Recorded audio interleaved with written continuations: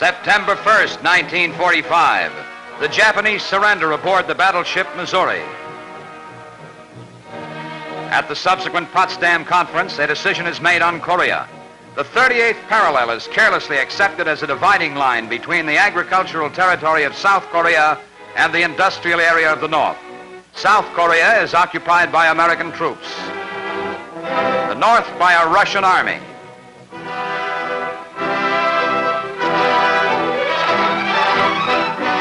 Long oppressed Koreans cheer the promise of independence and unity. In August 1948, a free election is supervised by the United Nations. However, only the South Koreans vote. The Soviet government forbids any voting in North Korea, the area under its iron fist. With this division of North and South Korea, the fuse is set to the powder keg. The blow falls on June 25th without warning. In a 6-pronged drive, the North Korean Communist armies sweep south across the border. The defending forces of the Republic, poorly equipped to stop armored spearheads, begin a series of retreats. If this is a Moscow-inspired test of democratic determination to fight aggression, the men of the Kremlin soon have their answer. The fact that communist forces have invaded Korea is a warning that there may be similar acts of aggression in other parts of the world. Free nations must be on their guard, more than ever before, against this kind of sneak attack. The Security Council of the United Nations is called into an emergency meeting at Lake Success by the Secretary General Trygve Lie. The present situation is a serious one and is a threat to international peace. The Security Council is, Mr. President, in my opinion, the competent organ to deal with it. I consider it the clear duty of the Security Council to take steps necessary to re-establish peace in that area. A resolution calling upon the authorities of Northern Korea to issue an immediate ceasefire order and recall the invading armies is carried 9-0, with Yugoslavia abstaining and the seat of the Russian delegate empty. The order ignored, General of the Armies Douglas MacArthur is appointed Supreme Commander of United Nations forces, furnishing assistance to the Republic of Korea, and he is presented with the flag of the UN, the first use of this banner in a police action to restore peace.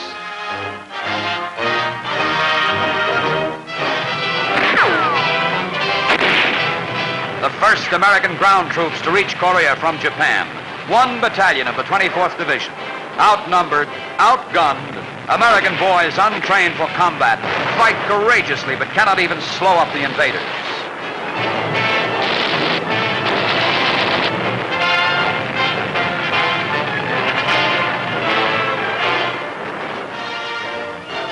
And then a clean wind sweeps across America.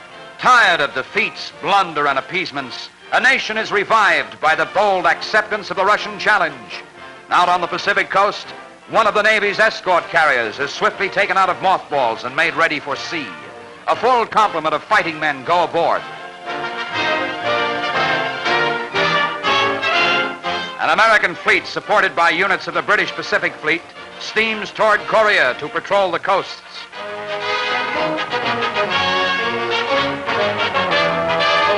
Another Army transport discharges troops at Pusan, vital port of entry on the southeast coast of Korea.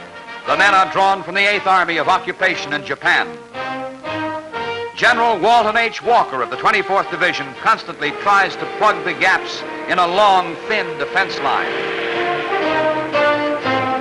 Major General William F. Dean on the right is reported missing.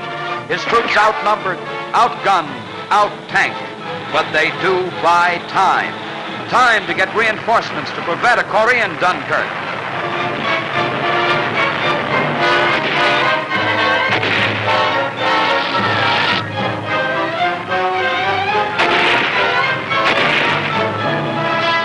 An unprepared America is rushing aid with all speed, spurred to action by the daily news of defeats, of always falling back in Korea.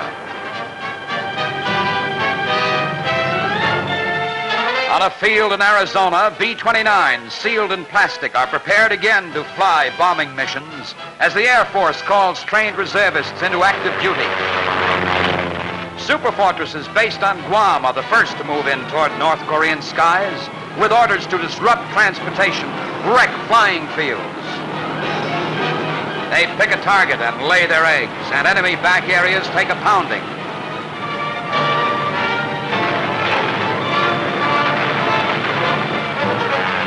But there are not enough of them yet for a saturation job. And now the carrier Valley Forge speeds toward Korea with her jets warming up for the takeoff. In one series of strikes, rocket-firing naval planes, jets from the Valley Forge, and British sea fire fighters from the carrier Triumph hit airfields and North Korean communications near the communist capital of Pyongyang.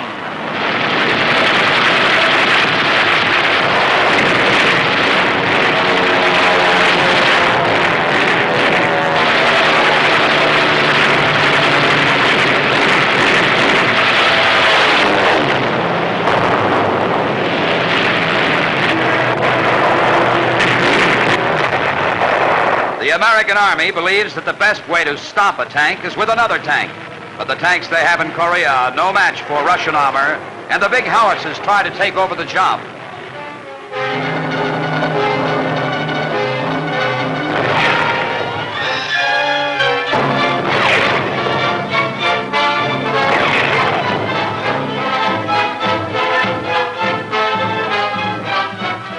Busan, vital southeast seaport, now sees men and supplies pouring in with the realization that this is no police action, but a major war.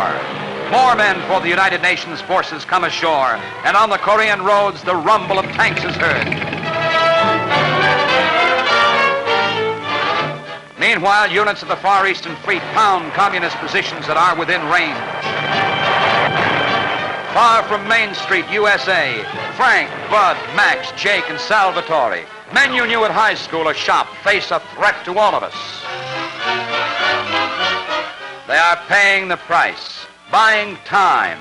The casualty lists begin to appear in America as this first hot flame of Russian-inspired aggression threatens a consuming conflagration. Washington's famed Pennsylvania Avenue echoes to the marching feet of United States Marines moving out.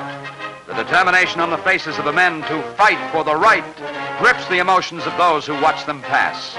In the granite hills and rice paddies of Korea, a glorious new chapter will be written in Marine Corps history. And there is always this symbol of sacrifice. There is always a woman left behind. But the entire nation echoes the words of President Truman. We will follow the course we have chosen with courage and with faith, because we carry in our hearts the flame of freedom.